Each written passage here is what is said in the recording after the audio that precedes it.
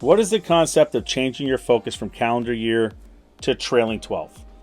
And why do I do that? So first off, trailing 12 is whatever your success has been and whether or not your business has been growing over the last 12 months. So regardless of your industry, if you're looking at whatever your leading indicators are of revenue, whether that's production, like whatever it is that number growing month to month? Are you tracking it cyclically? Because I'm in a business where I know which months are going to go down and which months are going to go up. But if you're always looking at trailing 12, you're always looking at the 12 months that preceded you.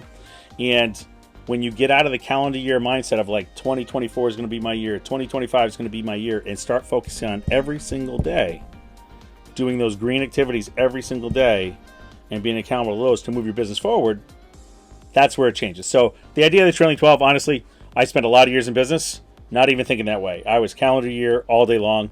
My coach, Glenn Watson, shout out to that guy. He is the one that was like, what is your trailing 12? Let's look at your leads. Let's look at your this. And it really got a different focus on, is business growing? And especially in a market like mine in mortgages, where we had an extreme downturn in the last 2 years, and we're looking at where are things going, we can see where things are bouncing back.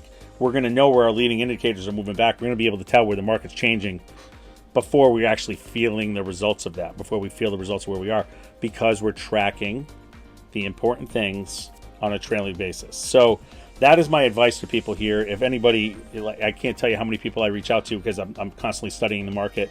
I'm constantly studying where we are, where our partners are, where our competition is, where our friends in the industry are, whatever it might be, so I can see where they're going.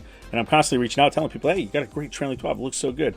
And 90% of the time, they're like, what's trailing 12? And I'm like, man, I got to share this information. People have to understand this. It is an absolute difference maker in your business to understand being able to not be like, because here's what happens.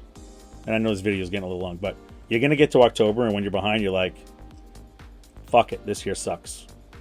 I'll just wait till Jan 1. Everything starts on Jan 1 again. And that's the people that take November and December off. And that's when your business goes way down. And November and December is impacting, depending on what your lead cycle is, what your sales cycle is. Mine's like 60 days to 90 days. If I have a bad November, December, I have a bad January, February. Like, I can't afford to do that. You have to have the mindset of every single day matters from Jan 1 to December 31.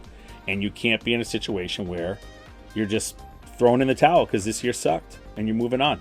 Because every day is a new day. So that's the advice for today. Anybody that is struggling with this concept or wants to work on their plan and revisit their plan and get some more ideas about that, hit me up anytime. I love to talk about it.